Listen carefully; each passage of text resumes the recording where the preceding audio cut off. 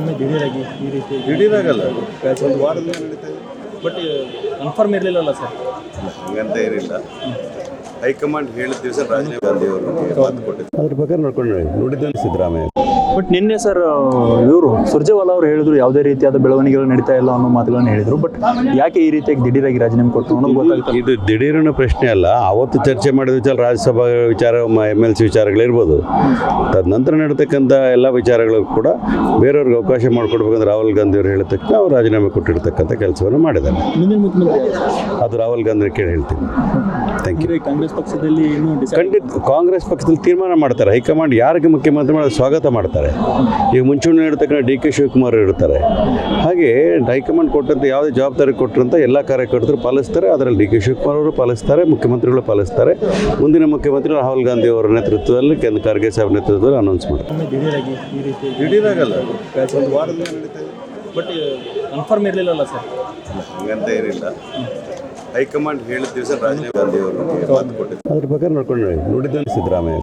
But ನಿನ್ನೆ sir ಇವರು ಸುರ್ಜೇವಾಲಾ ಅವರು ಹೇಳಿದ್ರು ಯಾವುದೇ ರೀತಿಯಾದ ಬೆಳವಣಿಗೆಗಳು ನಡೀತಾ ಇಲ್ಲ ಅನ್ನೋ ಮಾತುಗಳನ್ನ ಹೇಳಿದ್ರು. ಬಟ್ ಯಾಕೆ ಈ ರೀತಿಯಾಗಿ ದಿಢೀರಾಗಿ ರಾಜೀನಾಮೆ ಕೊಟ್ಟು ಅನ್ನೋದು ಗೊತ್ತಾಗ್ತದೆ. ಇದು ದಿಢೀರಿನ ಪ್ರಶ್ನೆ ಅಲ್ಲ. ಅವತ್ತು ಚರ್ಚೆ ಮಾಡಿದ ವಿಚಾರ ರಾಜ್ಯಸಭಾ ವಿಚಾರ, MLC ವಿಚಾರಗಳಿರ್ಬೋದು.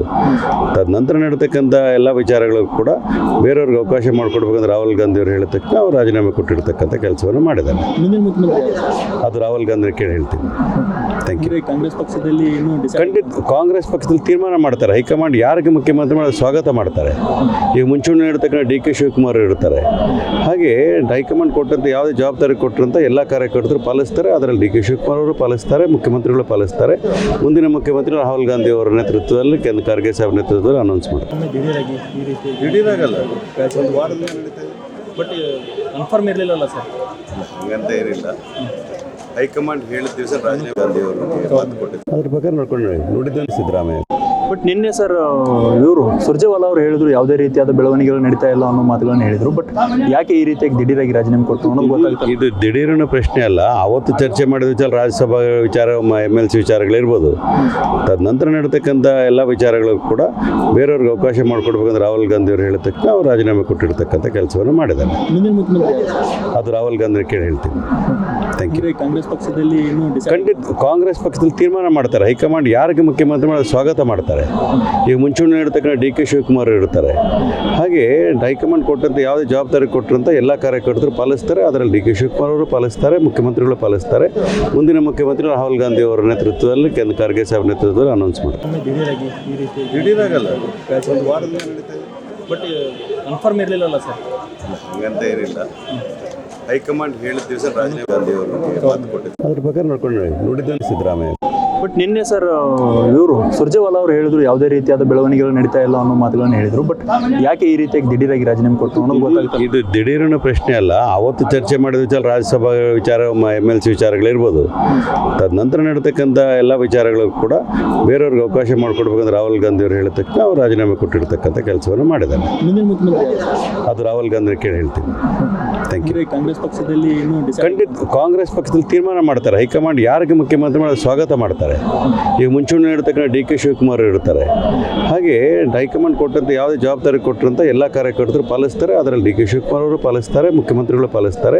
ಮುಂದಿನ ಮುಖ್ಯಮಂತ್ರಿ ರಾಹುಲ್ ಗಾಂಧಿ ಅವರ ನೇತೃತ್ವದಲ್ಲಿ ಖರ್ಗೆ ಸಾಹೇಬ್ ನೇತೃತ್ವದಲ್ಲಿ ಅನೌನ್ಸ್ ಮಾಡ್ತಾರೆ. ದಿಢೀರಾಗಲ್ಲ, ಒಂದು ವಾರದಿಂದ ನಡೀತಾ ಇದೆ. ಬಟ್ ಕನ್ಫರ್ಮ್ ಇರಲಿಲ್ಲಲ್ಲ ಸರ್. ಹಂಗಂತ ಏನಿಲ್ಲ, ಹೈಕಮಾಂಡ್ ಹೇಳಿದ ದಿವಸ ರಾಜೀವ್ ಗಾಂಧಿ ಅವರು ಮಾತು ಕೊಟ್ಟಿದ್ರು. ಅದ್ರ ಬಗ್ಗೆ ನೋಡಿದ್ದಾನೆ ಸಿದ್ದರಾಮಯ್ಯ. ಬಟ್ ನಿನ್ನೆ ಸರ್ ಇವರು ಸುರ್ಜೇವಾಲಾ ಅವರು ಹೇಳಿದ್ರು ಯಾವುದೇ ರೀತಿಯಾದ ಬೆಳವಣಿಗೆಗಳು ನಡೀತಾ ಇಲ್ಲ ಅನ್ನೋ ಮಾತುಗಳನ್ನ ಹೇಳಿದ್ರು. ಬಟ್ ಯಾಕೆ ಈ ರೀತಿಯಾಗಿ ದಿಢೀರಾಗಿ ರಾಜೀನಾಮೆ ಕೊಟ್ಟು ಅನ್ನೋದು ಗೊತ್ತಾಗ್ತದೆ. ಇದು ದಿಢೀರಿನ ಪ್ರಶ್ನೆ ಅಲ್ಲ. ಅವತ್ತು ಚರ್ಚೆ ಮಾಡಿದ ವಿಚಾರ ರಾಜ್ಯಸಭಾ ವಿಚಾರ, MLC ವಿಚಾರಗಳಿರ್ಬೋದು. ತದನಂತರ ನಡೀತಕ್ಕಂಥ ಎಲ್ಲ ವಿಚಾರಗಳು ಕೂಡ ಬೇರೆಯವ್ರಿಗೆ ಅವಕಾಶ ಮಾಡಿಕೊಡ್ಬೇಕಂದ್ರೆ ರಾಹುಲ್ ಗಾಂಧಿ ಅವರು ಹೇಳತಕ್ಕ ಅವ್ರು ರಾಜೀನಾಮೆ ಕೊಟ್ಟಿರ್ತಕ್ಕಂಥ ಕೆಲಸವನ್ನು ಮಾಡಿದ್ದಾರೆ. ಮುಂದಿನ ಮುಖ್ಯಮಂತ್ರಿ ಅದು ರಾಹುಲ್ ಗಾಂಧಿ ಕೇಳಿ ಹೇಳ್ತೀನಿ. Thank you. ಕಾಂಗ್ರೆಸ್ ಪಕ್ಷದಲ್ಲಿ ಇನ್ನೂ ಖಂಡಿತ ಕಾಂಗ್ರೆಸ್ ಪಕ್ಷದಲ್ಲಿ ತೀರ್ಮಾನ ಮಾಡ್ತಾರೆ. ಹೈಕಮಾಂಡ್ ಯಾರಿಗೆ ಮುಖ್ಯಮಂತ್ರಿ ಮಾಡೋದು ಸ್ವಾಗತ ಮಾಡ್ತಾರೆ. ಈಗ ಮುಂಚೂಣಿ ಇರ್ತಕ್ಕಂಥ DK ಶಿವಕುಮಾರ್ ಇರ್ತಾರೆ.